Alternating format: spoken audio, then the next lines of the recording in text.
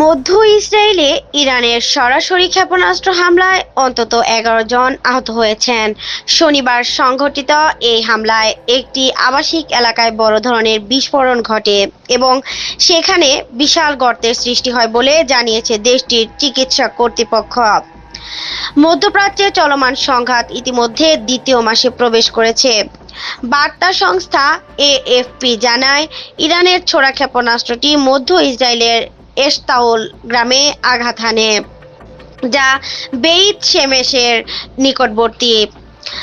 এর আগে যুদ্ধের শুরুর দিকে একই এলাকায় আরেকটি ক্ষেপণাস্ত্র হামলায় 9 জন নিহত হন, যাদের মধ্যে 4 জন শিশু ছিল। এএফপির প্রকাশিত ভিডিও ফুটেজে দেখা গেছে, সর্বশেষ হামলায় কয়েকটি ভবন মারাত্মকভাবে ক্ষতিগ্রস্ত হয়েছে। বিস্ফোরণের ফলে চারপাশে ধাতব ধ্বংসাবশেষ ও কংক্রিটের টুকরো ছড়িয়ে পড়ে। পাশাপাশি একাধিক গাড়ি ধ্বংস হয়ে যায় এবং আঘাতস্থলে বড় একটি গর্ত তৈরি হয়।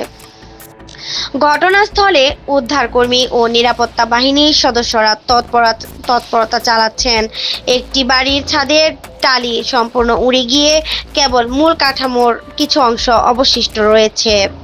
ইসরায়েলি সেনাবাহিনীর হোম ফ্রন্ট কমান্ডের প্রধান ওহাদ মুয়াল ঘটনাস্থল পরিদর্শন করে এএফপিকে বলেন, এটি ইরানি ক্ষেপণাস্ত্রের সরাসরি আঘাত, এতে বহু ভবন ক্ষতিগ্রস্ত হয়েছে। এদিকে সেনাবাহিনীর মুখপাত্র লেফটেন্যান্ট কর্নেল নাদাব শোসানি সামাজিক যোগাযোগ মাধ্যম এক্সে প্রকাশিত এক ভিডিও বার্তায় জানান, এশতাওলের একটি পারিবারিক বাড়ি ইরানি ক্ষেপণাস্ত্রের আঘাতে সম্পূর্ণ ধ্বংস হয়েছে। উল্লেখ্য, গত 28 ফেব্রুয়ারি ইরানের উপর যুক্তরাষ্ট্র ও ইসরায়েলের যৌথ হামলার পর থেকেই মধ্যপ্রাচ্যে উত্তেজনা ছড়িয়ে পড়ে।